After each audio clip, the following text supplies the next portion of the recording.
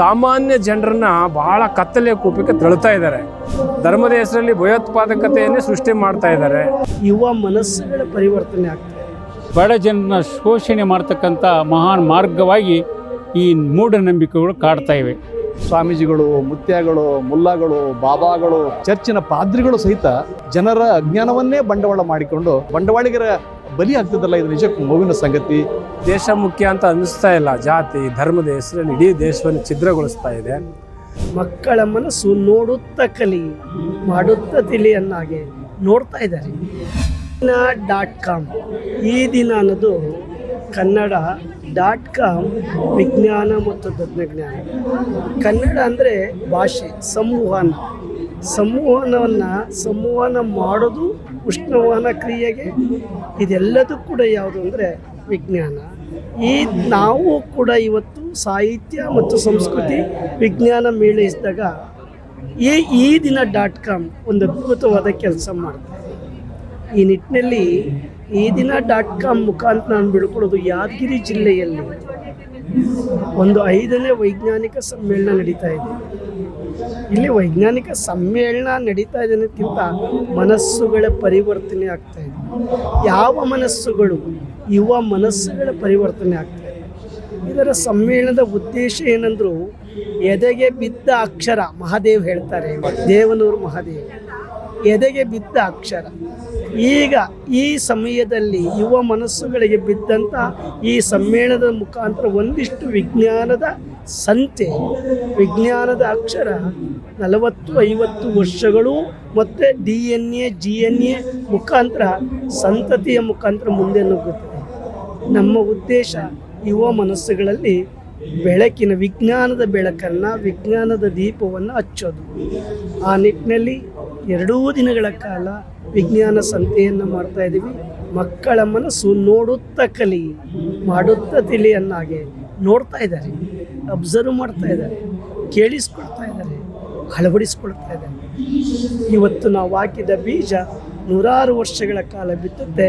ಮೌಢ್ಯವನ್ನು ತೊಲಗಿಸ್ಬೇಕು, ವಿಜ್ಞಾನವನ್ನು ಬೆಳೆಸ್ಕೊಳ್ಬೇಕು.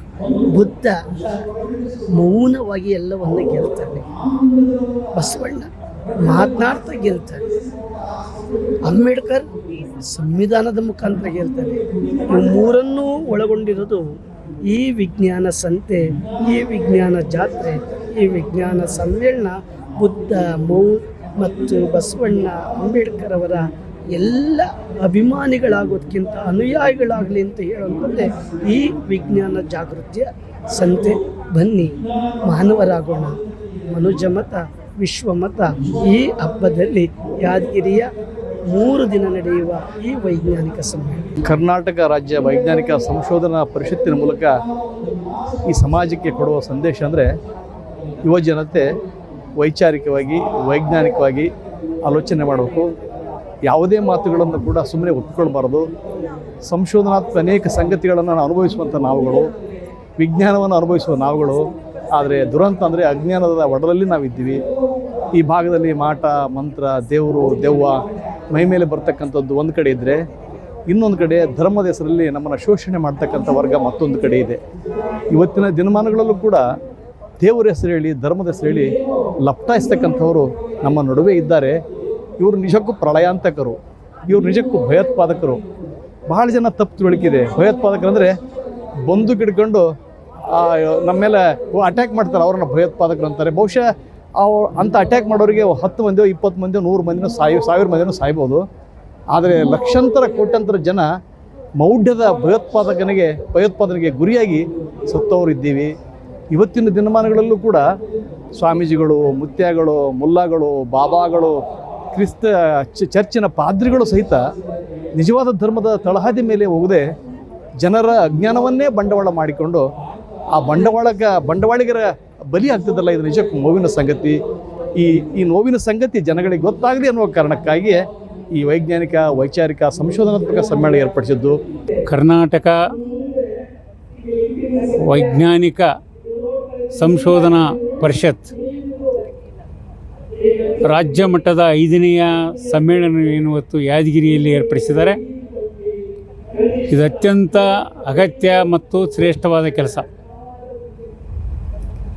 ಅದರಲ್ಲಿ ಅತ್ಯಂತ ಕಲ್ಯಾಣ ಕರ್ನಾಟಕದಲ್ಲಿ ಹಿಂದುಳಿದಿರ್ತಕ್ಕಂಥ ಜಿಲ್ಲೆಗಳಾಗಿರ್ತಕ್ಕಂಥ ಯಾದಗಿರಿ, ಕೊಪ್ಪಳ ಅನೇಕ ಜಿಲ್ಲೆಗಳಲ್ಲಿ ಮೌಢ್ಯತೆ ಮತ್ತು ಮೂಢನಂಬಿಕೆ ಮನೆ ಮಾಡಿವೆ. ಜನರಲ್ಲಿರ್ತಕ್ಕಂಥ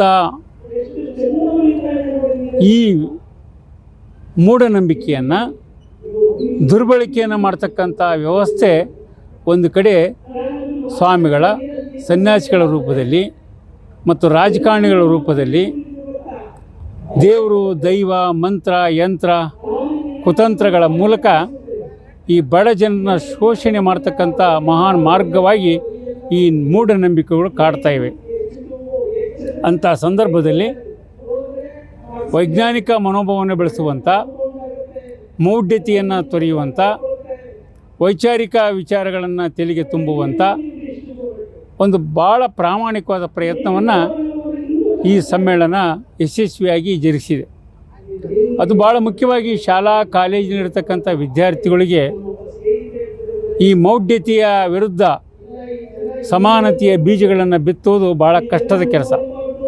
ಆದರೆ ಇಲ್ಲಿ ಹಲವಾರು ಸಂಘ ಸಂಸ್ಥೆಗಳು, ಮಾನವ ಬಂಧುತ್ವ ವೇದಿಕೆ, ಹಾಗೆಯೇ ಉಲಿಕಲ್ ನಟರಾಜ್ ಅವರ ಒಂದು ಸತತವಾದ ಪ್ರಯತ್ನ, ಮತ್ತು ಅದೇ ರೀತಿ ತಾರಾಲಯ ಸಂಸ್ಥೆ ನಮ್ಮ ಬೆಂಗಳೂರಿನವರು, ಈ ಥರದ ಅನೇಕ ಸಂಘ ಸಂಸ್ಥೆಗಳು ಸೇರಿ ಈ ಕಾರ್ಯಕ್ರಮವನ್ನು ಯಶಸ್ವಿಯಾಗಿ ಯಾದಗಿರಿ ಜಿಲ್ಲೆಯಲ್ಲಿ ಭಾಳ ಅಚ್ಚುಕಟ್ಟಾಗಿ ಅನೇಕ ವಿದ್ಯಾರ್ಥಿಗಳಿಗೆ ಮುಟ್ಟಿಸುವಂಥ ಈ ಕೆಲಸವನ್ನು ಮಾಡಿದ್ದಾರೆ.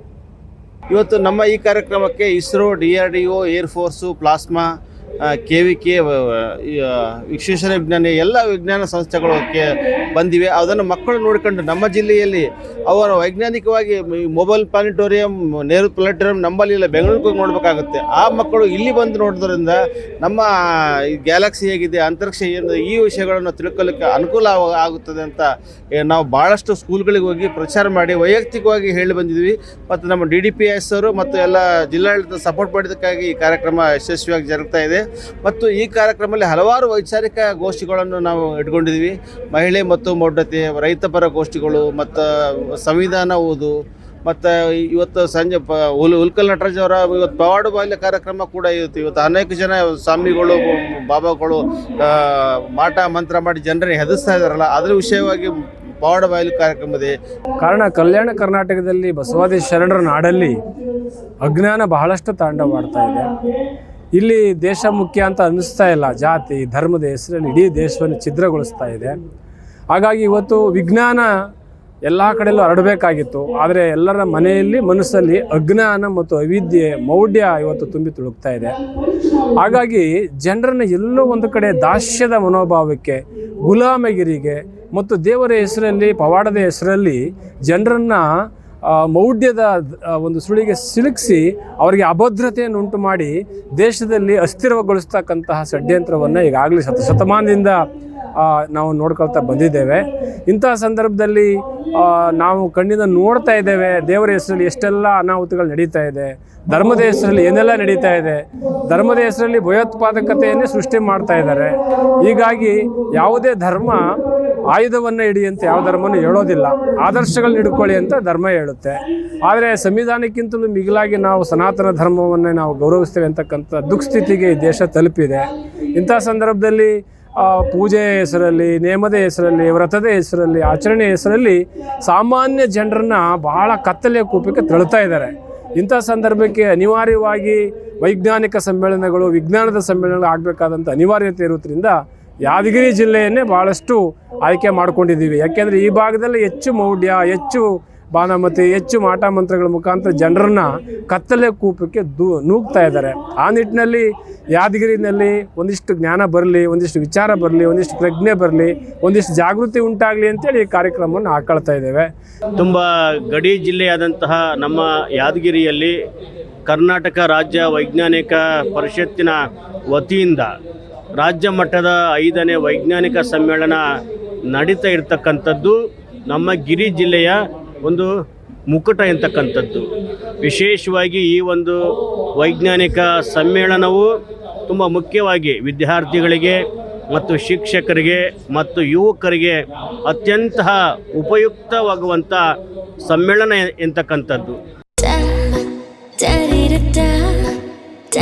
ಮತ್ತೆ ಮತ್ತೆ ಸವಿಯಬೇಕೆನಿಸುವ ಮೃದುವಾದ ನಂದಿನಿ ಪನ್ನೀರ್.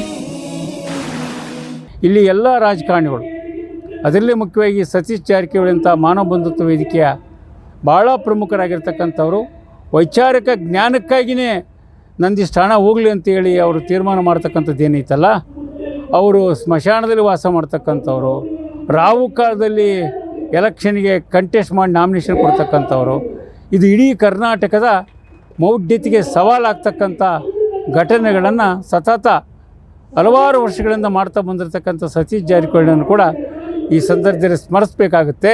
ಅವ್ರ ರಾಜಕಾರಣ ಏನೇ ಇರಲಿ, ಆದರೆ ಈ ವಿಚಾರಕ್ಕೆ ಅವರ ಕೊಡುಗೆಯನ್ನು ಕೂಡ ನಾವು ಸ್ಮರಿಸಬೇಕಾಗುತ್ತೆ. ಇವತ್ತು ವಿಚಾರದ ಅರಿವು ಭಾಳ ಮುಖ್ಯ. ಅರಿವಿದ್ದಲ್ಲಿ ಮಾತ್ರ ಜ್ಞಾನ ಬೆಳಲಿಕ್ಕೆ ಸಾಧ್ಯ ಅಂತಕ್ಕಂಥ ಹಿನ್ನೆಲೆಯಲ್ಲಿ ಇದು ಯಶಸ್ವಿ ಆಗಲಿ ಅಂತ ನಾನು ಹಾರೈಸ್ತೀನಿ. ದೆವ್ವ ಭೂತ ದೇವರು ಜನ ಮೈ ಮೇಲೆ ಬರ್ತದೆ ಅನ್ನೋ ವಿಷಯ ಇದೆ. ಮತ್ತು ಇವತ್ತು ಸಾಯಂಕಾಲ 8 ಗಂಟೆಗೆ ಕಾಲಚಕ್ರ ನಾಟಕ ಅಂತಿದೆ ಇವತ್ತು. ಅದು ಏನಂತಂದರೆ ಇವತ್ತು ತಂದೆ ತಾಯಿಗಳು ಅನೇಕ ಜನ ಇವತ್ತು ವೃದ್ಧಾಶ್ರಮದಲ್ಲಿ ಬಿಡ್ತಾ ಇದ್ದಾರೆ, ಚೆನ್ನಾಗಿ ನೋಡ್ಕೋತಾ ಇಲ್ಲ. ಅದು ಹೇಗೆ ತಂದೆ ತಾಯಿಗಳನ್ನ ನೋಡ್ಕೋಬೇಕು, ತಂದೆ ತಾಯಿಗೆ ಸ್ಥಿತಿ ಹೇಗಿರುತ್ತೆ ಅದ್ರ ಅದು ಆ ವಿಷಯವನ್ನು ಸಾರ್ತಕ್ಕಂಥ ಕಾಲಚಕ್ರ ನಾಟಕ ಕೂಡ ಇದೆ. ಮತ್ತು ಒಂದು ಸರ್ವಧರ್ಮ ಸಮ್ಮೇಳನ, ಎಲ್ಲ ಮತದ ಹೊಟ್ಟ ತೂರಿ ಅಂತೇಳಿ ಎಲ್ಲರೂ ಒಂದೇ ಅಂತಕ್ಕಂಥ ಮೆಸೇಜ್ ಕೊಡ್ತಕ್ಕಂಥ ಕಾರ್ಯಕ್ರಮಗಳನ್ನು ಈ ಗೋಷ್ಠಿಯಲ್ಲಿ ಇಟ್ಕೊಂಡಿದ್ದೀವಿ. ಅದಕ್ಕಾಗಿ ಹೆಚ್ಚಿನ ಸಂಖ್ಯೆಯಲ್ಲಿ ತಮ್ಮ ಮಾಧ್ಯಮದ ಮುಖಾಂತರ ಮತ್ತು ನಾವು ಕೇಳಿಕೊಡೋದೇನೆಂದರೆ ಈ ದಿನ.com ಕೂಡ ನಮಗೆ ಭಾಳ ತುಂಬ ಸಪೋರ್ಟಿವ್ ಆಗಿ ಕೆಲಸ ಮಾಡಿದೆ. ಈ ದಿನದ ಮುಖಾಂತರ ನಾವು ಕೇಳಿಕೊಳ್ಳೋದೇನೆಂದರೆ ಎಲ್ಲರೂ ಸಾರ್ವಜನಿಕರು, ಮಕ್ಕಳು ಇನ್ನೂ ಹೆಚ್ಚಿನ ಸಂಖ್ಯೆಯಲ್ಲಿ ಇನ್ನೂ ಒಂದು ದಿವಸ ಗೋಷ್ಠಿ ಇರೋದ್ರಿಂದ ಹೆಚ್ಚಾಗಿ ಆಗಮಿಸಿ ನಮ್ಮ ಕಾರ್ಯಕ್ರಮಕ್ಕೆ ಶೋಭೆ ತಂದು ಕೊಡಬೇಕಂತೇಳಿ ನಾನು ತಮ್ಮಲ್ಲಿ ವಿನಂತಿಸ್ಕೊಳ್ತೇನೆ. ನನಗನ್ನಿಸ್ತಾ ಇದೆ, ದೇಶವನ್ನೇ ಇವತ್ತು ಮೌಢ್ಯ ಆಳ್ತಾ ಇದೆ. ದೇಶವನ್ನೇ ಒಂದು ದಾರದ ಮುಖಾಂತರ ಕಟ್ಟಾಗ್ತಕ್ಕಂಥ ಕೆಲಸ ಆಗ್ತಾ ಇದೆ. ನಮ್ಮ ಮನೆಗಳ ಮೇಲೆ, ನಮ್ಮ ಇಟ್ಟಿಗೆಗಳ ಮೇಲೆ, ನಮ್ಮ ಸಿಮೆಂಟ್ಗಳ ಮೇಲೆ, ನಮ್ಮ ಕಬ್ಬಿಣಗಳ ಮೇಲೆ ನಂಬಿಕೆ ಇಲ್ಲ, ನಮ್ಮ ಗೌಂಡಿ ಮೇಲೆ ನಂಬಿಕೆ ಇಲ್ಲ, ಅವರು ಕಟ್ಟೋ ದಾರದ ಮೇಲೆ ನಂಬಿಕೆ ಇದೆ. ಈ ಪರಿಸ್ಥಿತಿಗೆ ನಮ್ಮ ದೇಶವನ್ನು ತಗೊಂಡು ಹೋಗ್ತಾ ಇದ್ದಾರೆ. ಹಾಗಾಗಿ ಇದು ಅತ್ಯಂತ ಅಪಾಯ ಅಂತೇಳಿ ಇಂತಹ ಪವಾಡಗಳೆಲ್ಲ ಸುಳ್ಳು. ಯಾವಾಗಲೂ ಸತ್ಯದ ಮೇಲೆ ಸುಳ್ಳಿನ ಧೂಳು ಕೂರೋದಿಲ್ಲ ಅಂತಕ್ಕಂಥದ್ದನ್ನು ನಾವು ಸಾಬೀತು ಮಾಡಬೇಕಾಗಿದೆ. ಅದರಿಂದ ವಿದ್ಯಾರ್ಥಿಗಳಲ್ಲಿ ಒಂದಿಷ್ಟು ಅವೇರ್ನೆಸ್ ಮಾಡಬೇಕು ಅನ್ನೋ ಕಾರಣಕ್ಕೆ ಯಾದಗಿರಿ ಜಿಲ್ಲೆಯನ್ನು ಆಯ್ಕೆ ಮಾಡ್ಕೊಂಡಿದ್ದೀವಿ. ನಮಗೆ ಜಾತಿ ಹೆಸರಲ್ಲಿ, ಧರ್ಮದ ಹೆಸರಲ್ಲಿ ಮೋಸ ಮಾಡ್ತಕ್ಕಂಥ ಏನು ಜನ ಇದ್ದಾರೆ ಅವ್ರಿಗೆ ಸರಿಯಾದಂತಹ ವಿಚಾರಗಳ ಕೊರತೆ ಇದೆ. ಹಾಗಾಗಿ ವಿಜ್ಞಾನವನ್ನು ಅವರಿಗೆ ಬೋಧಿಸಬೇಕು. ಯಾವಾಗಲೂ ವಿಜ್ಞಾನ ಸುಳ್ಳು ಹೇಳೋದಿಲ್ಲ. ಇವರು ಶಾಸ್ತ್ರ ಪುರಾಣಗಳನ್ನ ಸೃಷ್ಟಿ ಮಾಡಿ, ದೇವರುಗಳನ್ನ ಸೃಷ್ಟಿ ಮಾಡಿ ನಮ್ಮ ಜನರನ್ನು ಲೂಟಿ ಮಾಡ್ತಾ ಇದ್ದಾರೆ. ಉದಾಹರಣೆಗೆ ನೀವು ನೋಡ್ತಾ ಇದ್ದೀರಾ, ಎಷ್ಟು ಜನ ಕಾಲು ತುಳಿತಲ್ಲಿ ಸತ್ತೋದ್ರು, ಎಷ್ಟು ಸಾವಿರ ಜನ ಸತ್ತೋದ್ರು. ಕೋವಿಡ್ ಬಂದಾಗ ಎಲ್ಲ ದೇವರುಗಳು ಎಲ್ಲೋಗಿದ್ದೋ, ಎಲ್ಲ ಚರ್ಚು, ಮಸೀದಿ, ಗುಡಿ, ಗೋಪುರ ಎಲ್ಲ ಲಾಕ್ ಮಾಡ್ಕೊಂಡ್ಬಿಟ್ಟಿದ್ರು. ಆಗೆಲ್ಲ ದೇವರುಗಳೆಲ್ಲ ಈಚೆಗೆ ಬಂದು ರಕ್ಷಣೆ ಮಾಡಬೇಕಾಗಿತ್ತಲ್ವಾ? ವಿವೇಕಾನಂದರು ಹೇಳಿದ ರೀತಿಯಲ್ಲಿ ದೇವರನ್ನು ನಾವು ಎಲ್ಲಿ ನೋಡಬೇಕು, ಬಡವರ ಗುಡಿಸ್ದಲ್ಲಿ ನೋಡಬೇಕು, ಬಡವರ ಬೆವ್ರಿನಲ್ಲಿ ದೇವ್ರು ನೋಡಬೇಕು ಅಂತ ಹೇಳಿದ್ದಾರೆ. ಬಸವಣ್ಣವರು ಅದೇ ಹೇಳಿದ್ದಾರೆ. ಹಾಗಾಗಿ ವೈಚಾರಿಕ ಚಿಂತನೆಗಳು ಇಟ್ಟುಕೊಂಡು ಈ ಒಂದು ಸಮ್ಮೇಳನವನ್ನು 2 ದಿನಗಳ ಕಾಲ ಇಲ್ಲಿ ನಾವು ಆಯೋಜನೆ ಮಾಡಿದ್ದೇವೆ. ಜೊತೆಗೆ ಏನಿದೆ ನಮ್ಮ ವಿದ್ಯಾರ್ಥಿಗಳು ಅಂದರೆ ಆಕಾಶವನ್ನು ನೋಡ್ತಾರೆ, ಚುಕ್ಕಿಯನ್ನು ನೋಡ್ತಾರೆ, ಚಂದ್ರನ ನೋಡ್ತಾರೆ, ಬಾನಂಗಳವನ್ನು ನೋಡ್ತಾರೆ. ಆ ಬಾನಂಗಳು ಎಷ್ಟು ವಿಸ್ಮಯವಾಗಿದೆ ಅಂತ ಅನ್ನೋದಕ್ಕೆ ಅನೇಕ ಇಕ್ವಿಪ್ಮೆಂಟ್ಗಳು ಕೂಡ ಇಲ್ಲಿ ಬಂದಿವೆ. ಅವುಗಳನ್ನು ನೋಡಬೇಕು, ಗ್ರಹಿಸಬೇಕು. ಏರೋನಾಟಿಕ್ ಬಂದಿದೆ, ಅಲ್ಲಿ ಕೂತ್ರೆ ಎಂಥ ಅನುಭವ ಆಗ್ತಂದರೆ ನಾವೀಗ ಆಲ್ರೆಡಿ ವಿಮಾನವನ್ನು ನಾವೇ ನಡೆಸ್ತಾ ಇದ್ದೇವೆ ಅಂತ ಅನ್ನೋ ಒಂದು ಅನುಭವ ಆಗ್ತದೆ. ನೇವಿ ಬಂದಿದೆ, ಅವು ನೋಡಬೇಕು. ಜೊತೆಗೆ ವಸ್ತು ಪ್ರದರ್ಶನ ಕೂಡ ಇದೆ. ಕೋಟ್ಯಂತರ ರೂಪಾಯಿ ಬೆಲೆ ಬಾಳತಕ್ಕಂಥ ವಸ್ತು ಪ್ರದರ್ಶನ ಕೂಡ ಇಲ್ಲಿ ಇರೋದರಿಂದ ಸಹಜವಾಗಿ ಪ್ರಜ್ಞೆ ಬರ್ತದೆ. ಜ್ಞಾನದ ಬಲದಿಂದ ಅಜ್ಞಾನದ ಕೆಡ ನೋಡ, ಜ್ಯೋತಿಯ ಬಲದಿಂದ ತಮಂಧದ ಕೆಡ ನೋಡ, ಸತ್ಯದ ಬಲದಿಂದ ಅಸತ್ಯದ ಕೆಡ ನೋಡ ಅಂತ ಶರಣರು ಹೇಳ್ತಾರೆ. ಹಾಗಾಗಿ ನಮ್ಮ ಅಸತ್ಯವನ್ನು ಹೋಗಲಾಡಿಸೋಲಿಗೆ, ನಮ್ಮ ಮೌಢ್ಯವನ್ನು ಹೋಗಲಾಡಿಸೋಲಿಗೆ ಜರೂರಿಯಾಗಿ ನಮ್ಮ ಭಾಗದ ಕಲ್ಯಾಣ ಕರ್ನಾಟಕ ಭಾಗದ ಎಲ್ಲ ಯುವ ಮನಸ್ಸುಗಳು ಮತ್ತು ಪ್ರಗತಿಪರವಾಗಿ ತುಡಿತಕ್ಕಂಥ ಎಲ್ಲರೂ ಕೂಡ ಈ ಸಮ್ಮೇಳನದಲ್ಲಿ ಭಾಗವಹಿಸುವ ಮೂಲಕ ಬುದ್ಧ, ಬಸವ, ಅಂಬೇಡ್ಕರ್, ಫುಲೆ, ಪೆರಿಯಾರ್, ಭಗತ್ ಸಿಂಗ್, ಸ್ವಾಮಿ ವಿವೇಕಾನಂದ ಮುಂತಾದ ಪ್ರಗತಿಪರ ಚಿಂತಕರ, ಹೋರಾಟಗಾರರ, ಈ ಸಮಾಜಕ್ಕೆ ತಮ್ಮನ್ನು ತಾವು ಅರ್ಪಣೆ ಮಾಡಿಕೊಂಡಂಥ ಮನುಷ್ಯತ್ವವನ್ನು ಎತ್ತಿ ಹಿಡಿದಂಥ ಈ ಜನಗಳ ಆಶಯವನ್ನು ನಾವು ಪೂರೈಸಬೇಕಾಗಿದೆ. ಸೈನ್ಸನ್ನು ಉಪಯೋಗ ಮಾಡಿಕೊಂಡಂಥ ಬಹುತೇಕ ಮುಲ್ಲಾಗಳು, ಮಠಾಧೀಶರು, ಪಾದ್ರಿಗಳು ನಮ್ಮನ್ನು ಯಾಮರಿಸ್ತಾ ಇದ್ದಾರೆ. ಯಾವುದು ಮೌಢ್ಯ ಅಲ್ಲವೋ, ಯಾವುದು ಸೈನ್ಸ್ ಇದೆಯೋ ಆ ಸೈನ್ಸನ್ನು ದುರುಪಯೋಗ ಮಾಡ್ತಾ ಇದ್ದಾರೆ. ಈ ಸೈನ್ಸನ್ನು ನಾವು ಅರ್ಥ ಮಾಡಿಕೊಳ್ಬೇಕು. ಸೈನ್ಸನ್ನು ಅರ್ಥ ಮಾಡಿಕೊಂಡ್ರೆ ಬದುಕು ಸುಗಮ ಆಗ್ತದೆ. ಇವುಗಳ ಮೂಲಕ ನಮ್ಮ ಅಜ್ಞಾನವನ್ನು ಉಲಿಕಲ್ ನಟರಾಜ್ ಅವರ ವೇದಿಕೆ ಮೂಲಕ ಬೆಳೆಸಲಿಕ್ಕೆ ಪ್ರಯತ್ನ ಪಡ್ತಾ ಇದ್ದಾರೆ ಅಂತ ಹೇಳ್ಬೋದು. ನಾವೆಲ್ಲರೂ ಮೂಢನಂಬಿಕೆಗಳಿಂದ, ಮೌಢ್ಯತೆಯಿಂದ, ಅಂಧಶ್ರದ್ಧೆಗಳಿಂದ, ವಾಮಾಚಾರಗಳಿಂದ ಹೊರಬರಲಿಕ್ಕೆ ವಿಜ್ಞಾನ ನಮಗೆ ಸಹಕಾರಿಯಾಗುತ್ತದೆ. ವಿಜ್ಞಾನ ಎಲ್ಲ ಕಾಲಕ್ಕೂ ಇರುತ್ತದೆ. ವಿಜ್ಞಾನವನ್ನು ನಮ್ಮ ಜೀವನದಲ್ಲಿ ಸದ್ಬಳಕೆ ಮಾಡಿಕೊಂಡಾಗ ನಮ್ಮ ಜೀವನದಲ್ಲಿ ಯಶಸ್ಸನ್ನು ಕಾಣಲಿಕ್ಕೆ ಸಾಧ್ಯವಾಗುತ್ತೆ. ತಾವು ಬನ್ನಿ, ಹೆಚ್ಚಿನ ಸಂಖ್ಯೆಯಲ್ಲಿ ಭಾಗವಹಿಸಿ. ಮತ್ತಷ್ಟು ವಿಶೇಷ ವಿಡಿಯೋಗಳನ್ನು ನೋಡಲು ಮತ್ತು ಹೊಸ ವಿಡಿಯೋಗಳ ಬಗ್ಗೆ ತಿಳಿಯಲು ಈ ದಿನ .com ಯೂಟ್ಯೂಬ್ ಚಾನೆಲ್ ಸಬ್ಸ್ಕ್ರೈಬ್ ಮಾಡಿ ಮತ್ತು ಬೆಲ್ ಐಕಾನ್ ಕ್ಲಿಕ್ ಮಾಡಿ.